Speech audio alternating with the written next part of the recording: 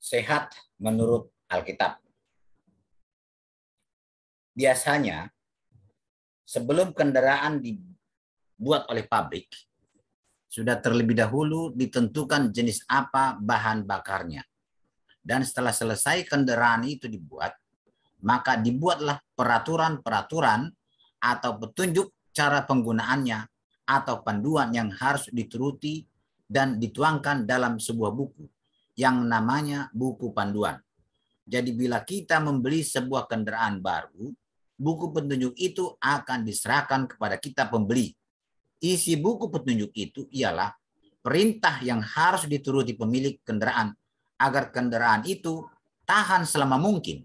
Yang isinya misalnya, gunakan bahan bakar Pertamax, ganti oli setelah kendaraan menempuh jarak perjalanan 10.000 km. Tetapi ada juga pengguna kendaraan itu yang berani melanggar aturan-aturan yang ditetapkan oleh pabrik dengan alasan penghematan. Maka bahan bakar yang digunakan adalah premium yang dioplos dengan pertalite. Apa yang terjadi? Memang kendaraan tidak langsung rusak pada saat itu. Cuma akibatnya ialah seharusnya kendaraan itu tahan selama 30 tahun, akhirnya tahan hanya 15 tahun saja. Demikian juga halnya manusia. Allah telah mempersiapkan makanan manusia terlebih dahulu sebelum manusia itu diciptakannya. Kita baca dalam Kejadian 1 ayat 29. Berfirmanlah Allah, lihatlah, aku memberikan kepadamu segala tumbuh-tumbuhan yang berbiji di seluruh bumi dan segala pohon-pohonan yang buahnya berbiji. Itulah akan menjadi makananmu. Setelah Adam dan Hawa berdosa, maka Tuhan tambahkan lagi makanan untuk manusia yang tercatat dalam Kejadian 3 ayat 18. Semak duri dan rumput duri yang akan dihasilkannya bagimu dan tumbuh-tumbuhan di padang akan menjadi makananmu. Di zaman Nuh, untuk sementara, Allah mengizinkan manusia mengkonsumsi daging binatang karena tidak ada tumbuh-tumbuhan yang dapat hidup di saat air menutupi seluruh permukaan bumi. Kita baca dalam Kejadian 7:2. Dari segala binatang yang tidak haram, haruslah kau ambil 7 pasang jantan dan betinanya. Tetapi dari binatang yang haram, 1 pasang jantan dan betinanya. Binatang yang haram dimakan, Allah perintahkan dinaikkan ke atas batra hanya 1 pasang. Tentu untuk melanjutkan apa? Generasinya.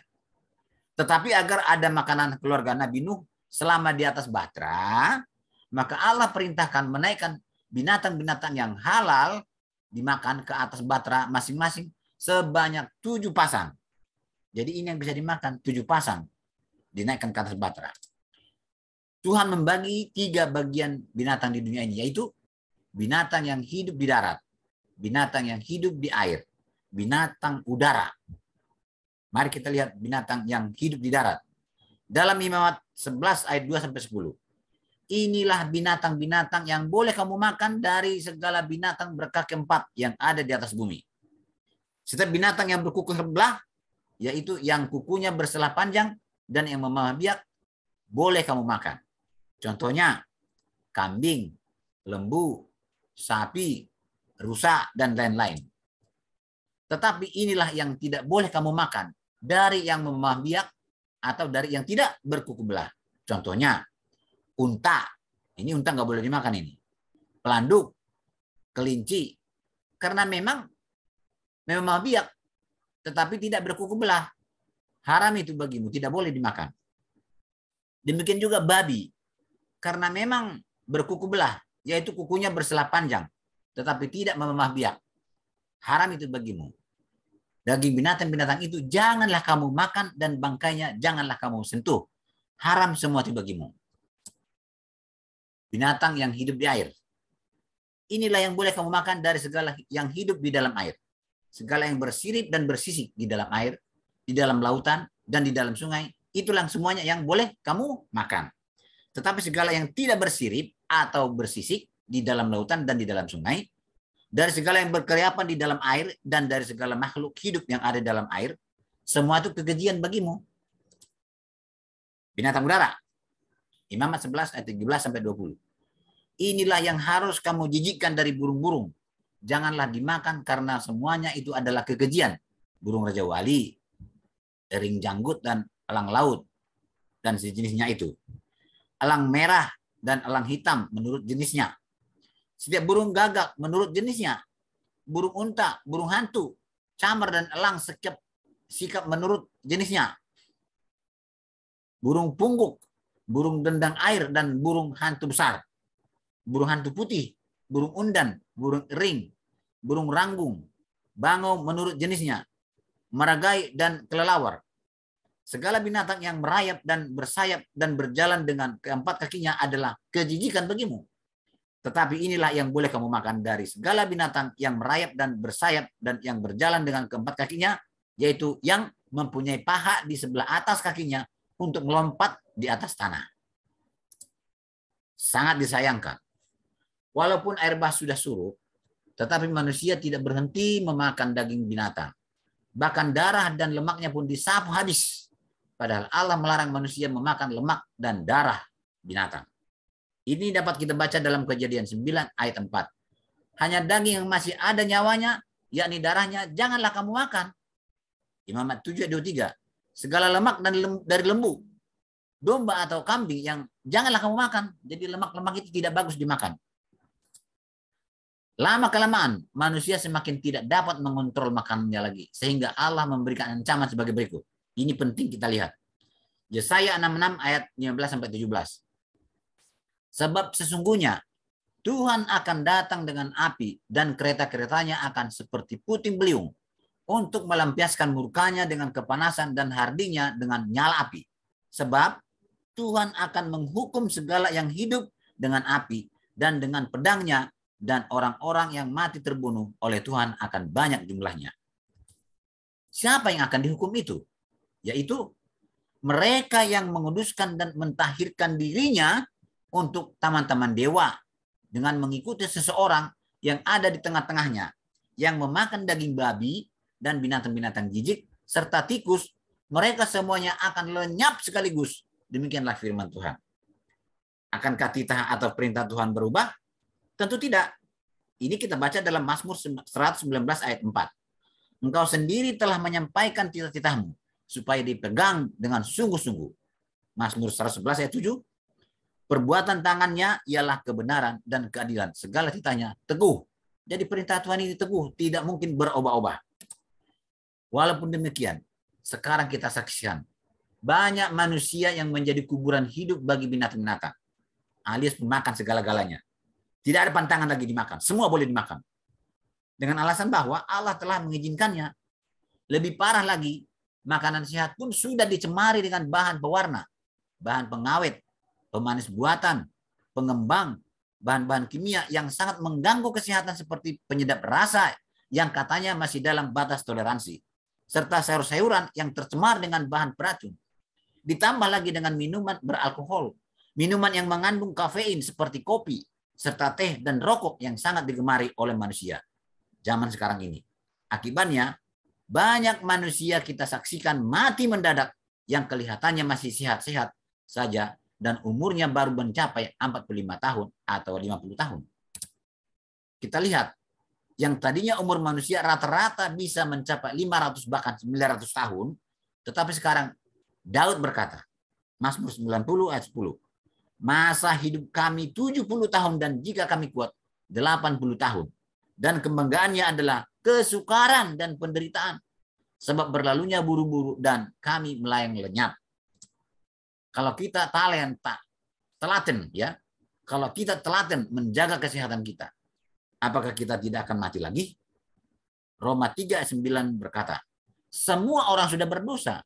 Roma 6:23 berkata, akibat dosa itu adalah kematian.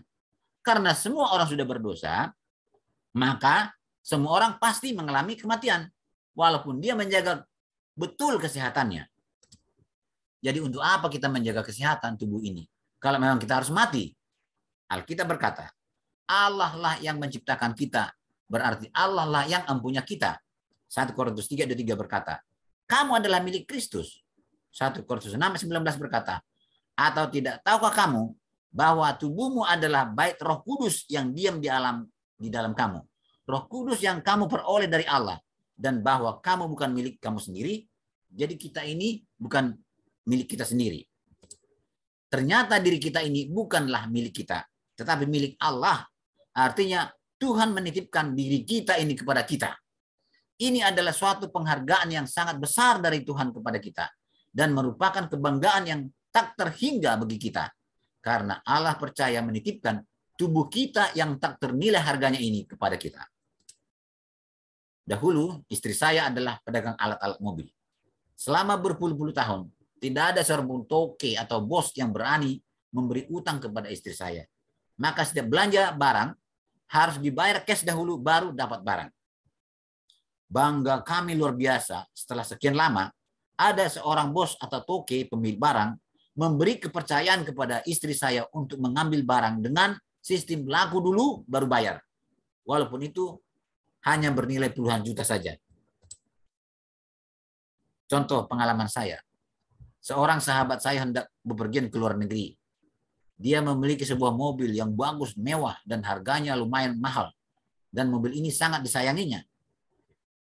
Beberapa hari sebelum berangkat, dia tidak bisa tidur memikirkan tempat penitipan mobil kesayangannya itu. Dengan cukup selektif, kepercayaannya jatuh kepada saya sendiri. Dia menyerahkan mobil itu kepada saya untuk saya gunakan dan jaga jangan sampai rusak. Hal ini merupakan kebanggaan besar bagi diriku sendiri. Dia berpesan, pakailah mobil ini dengan menggunakan bahan bakar Pertamax. Setelah mobil ini mencapai perjalanan 10.000 km, tolong diganti olinya dengan merek Toyota. Kalau saya menghormati pemilik mobil ini, tentu saya akan menuruti segala perintahnya. Tetapi bila saya hanya mementingkan pengiritan, maka saya akan menggunakan bahan bakar premium yang saya oplos dengan minyak tanah. Dan oli pun tidak akan saya ganti walaupun perjalanan mobil sudah melewati 10.000 km. Allah telah percaya menitipkan sesuatu yang sangat mahal dan tak terhingga besar nilainya kepada kita, yaitu tubuh kita sendiri. Apakah kita tidak merasa bangga dalam hal ini? Seharusnya kita menghargai dan menghormati Allah sebagai pemilik tubuh kita dengan cara memelihara kesehatan tubuh kita ini. Kita pelihara kesehatan kita bukan untuk hidup selama-lamanya, tetapi untuk menghormati Allah sebagai pemiliknya. Amsal 23 ayat 1-3. Bila engkau duduk makan dengan seorang pembesar, perhatikanlah baik-baik apa yang ada di depanmu. Taruhlah sebuah pisau pada lehermu. Bila besar nafsumu, jangan ingin akan makanannya yang lezat itu. Itu adalah hidangan yang menipu. Amsal 23 ayat 31-32. Jangan melihat kepada anggur. Kalau merah menarik warnanya dan mengilau dalam cawan yang mengalir masuk dengan nikmat. Tetapi kemudian memagut seperti ular dan menyemburkan bisa seperti beludak. Efesus 5 ayat 18. Dan janganlah kamu mabuk oleh anggur, karena anggur menimbulkan hawa nafsu, tetapi hendaklah kamu penuh dengan roh. Amsal 17 ayat 22. Hati yang gembira adalah obat yang manjur, tetapi semangat yang patah mengeringkan tulang. 1 Korintus 10 ayat 31. Jika engkau makan atau jika engkau minum, atau jika engkau melakukan sesuatu yang lain, lakukanlah semuanya itu untuk kemuliaan Tuhan.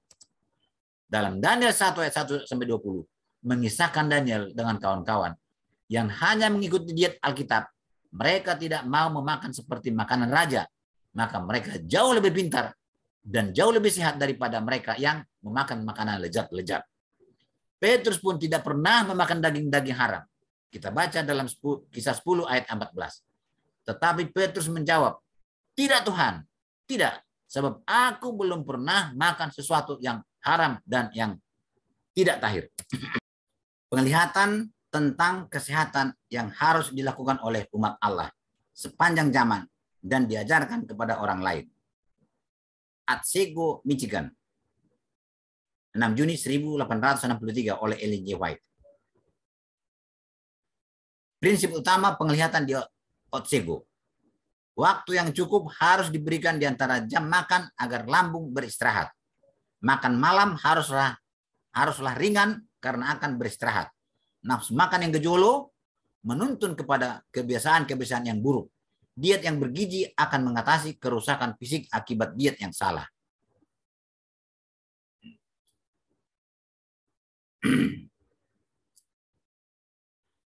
Reformasi dalam hal makanan akan mengatasi pengeluaran dan kerja keras. Prinsip utama penglihatan di Otsego. Kerja berlebihan merusak baik pikiran dan tubuh. Istirahat rutin setiap hari sangat perlu. Banyak kematian disebabkan oleh makan daging. Menjaga kesehatan adalah masalah spiritual. Memantulkan komitmen seseorang kepada Allah. Pikiran dan tubuh yang sehat sangat mempengaruhi moral dan kemampuan seseorang dalam membedakan kebenaran. Semua janji-janji Allah diberikan dalam kondisi penurutan. Prinsip utama penglihatan di Otsego. Anak-anak yang makan daging dan makanan berbumbu memiliki kecenderungan yang tinggi terhadap kecanduan seksual. Obat yang beracun digunakan sebagai resep medis membunuh lebih banyak orang dibandingkan sebab-sebab kematian lain yang digabungkan. Air bersih harus digunakan secara bebas untuk mempertahankan kesehatan dan menyembuhkan penyakit-penyakit. Prinsip utama penglihatan di Otsego. Hanya alam sendiri yang memiliki kuasa untuk menyembuhkan. Orang tua menurunkan kelemahan mereka kepada anak-anak mereka. Pengaruh sebelum kelahiran sangat besar. Menuruti hukum kesehatan akan mencegah banyak penyakit. Allah sering disalahkan atas kematian yang disebabkan oleh pelanggaran hukum alam. Contoh akibat makan daging, darah, dan lemak. Lihat foto-foto ini. Ini makan lemak banyak dan daging, akibatnya seperti ini. Mari kita hindari. Inilah kanker dia. Ini lagi. Sangat mengerikan. Banyak lemak dalam perut. Ini lagi. Otak. Kena kanker. Akibat makan daging banyak yang bersalahan. Petunjuk diet dan makanan Anda di halaman 411 ayat 419. Kanker, tumor, dan segala jenis penyakit. Peradangan kebanyakan disebabkan oleh makanan daging. Dari terang yang telah dipancarkan Allah kepadaku, kanker dan tumor merajalela kebanyakan karena cara hidup kotor dengan makanan daging binatang mati. Meja makan para wanita yang mengaku Kristen setiap hari disiapkan dengan berbagai-bagai jenis makanan yang mengganggu perut dan membakar tubuh. Bagi sebagian keluarga, makanan daging adalah bahan makanan utama yang kalau dimakan, darah akan penuh dengan virus, kanker, dan kotoran darah. Tubuh mereka terbuat dari apa yang mereka makan. Tapi apabila penderitaan dan penyakit menyerang mereka, mereka menganggapnya sebagai satu siksaan dari Tuhan. Salah kan?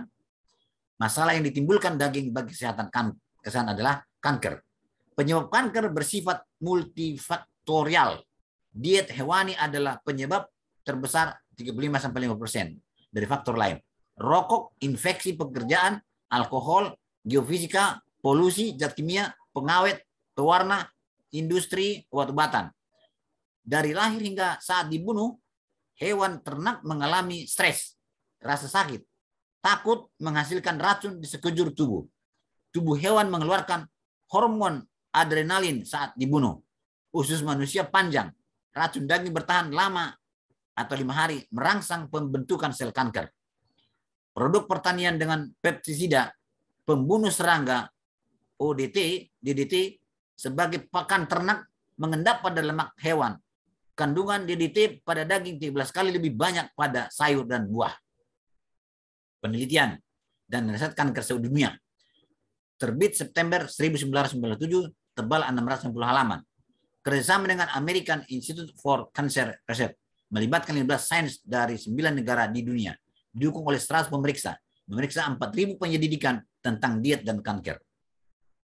Prinsip utama penglihatan di Otsego 6 Juni 1893. Mereka yang tidak dapat mengontrol nafsu makan mereka bersalah karena tidak bertaraf.